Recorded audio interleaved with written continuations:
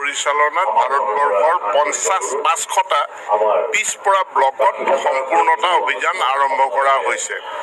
যিকেইটা সূচাংকৰ ক্ষেত্ৰত এই ব্লকসমূহ পিছ পৰি আছে, এনে ৬টা বিশেষ সূচাংকক হাত ধৰি পেলাই সম্পূৰ্ণতা অভিযান চলিব।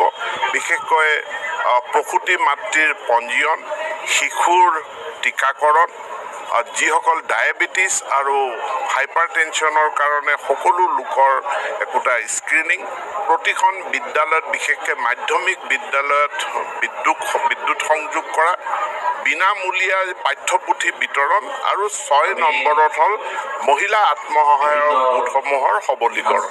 এই ৬টা দিশত কেন্দ্ৰীভূত কৰি এটা সম্পূৰ্ণতা অভিযান বৰপেটা জিলাখনৰ লগতে মাণ্ডিয়া ব্লকত আজি ইয়াৰ আমি শুভাৰম্ভ কৰোঁ আৰু এই শুভাৰম্ভৰ ফলস্বৰূপে ইয়াত আমি ভাবোঁ যে মাণ্ডিয়া ব্লকৰ পশ্চাদপদতা বহুতখিনি দূৰ হ'ব আৰু শিশু মাতৃ বিশেষকৈ ছাত্ৰ ছাত্ৰীসকলৰ ক্ষেত্ৰত আমি বিশেষ উদ্যোগ লৈছোঁ আৰু বিশেষ আমি সফলতা লাভ কৰিব পাৰিম বুলি আমি আশা ৰাখিছোঁ। অসম চৰকাৰে ছোৱালী শিক্ষাৰ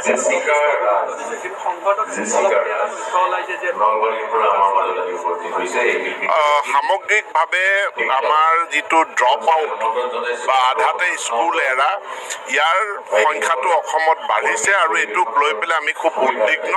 যোৱাকালি আমি এটা সমীক্ষা চলাইছোঁ, আমি এতিয়া আলোচনা কৰিছিলোঁ আৰু ইউনিচেফৰ তৰফৰ পৰা চলোৱা সমীক্ষাত দেখা গৈছে যে সংখ্যালঘু প্ৰধান অঞ্চল অৰ্থাৎ চৰ চাপৰি অঞ্চল, জনজাতীয় অঞ্চল, চাহ বাগিচা অঞ্চলত এই ড্ৰপ আউটৰ ৰেটটো বহুত বেছি হৈছে আৰু তাৰ কাৰণে আমি বিশেষ ব্যৱস্থা গ্ৰহণ কৰাৰ কাৰণে ইতিমধ্যে কিছুমান পদক্ষেপ আৰম্ভ কৰিছোঁ। আজিৰ সভাৰ পাছত মই বৰপেটা জিলাৰ পৰ্যালোচনা কৰি যাম, য'ত ড্ৰপ আউট ৰেটটো বেছি। ঠিক তেনেধৰণে তিনিচুকীয়া জিলাতো মই 2 দিনৰ ভিতৰতে যাম আৰু আমাৰ প্ৰত্যক্ষ হস্তক্ষেপৰ জৰিয়তে এই ড্ৰপ আউট ৰেট কমোৱাৰ কাৰণে আমি ব্যৱস্থা গ্ৰহণ কৰিম। দেখা গৈছে যে ছাৰ, ডিগ্ৰী ফাৰ্ষ্ট চেমৰ পৰীক্ষা যাব 6 মাহ উকলিব, দ্বিতীয় চেমৰো পৰীক্ষা গুৱাহাটী ইউনিভাৰ্চিটি এতিয়ালৈকে ৰিজাল্ট দিয়া নাই।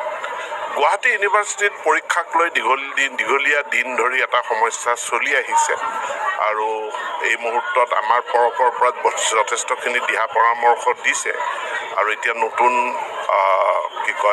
ভাইচ চেঞ্চেলৰো তাতে নিযুক্ত হৈছে, এটা ট্ৰেনজিশ্যন ফেজত আছে।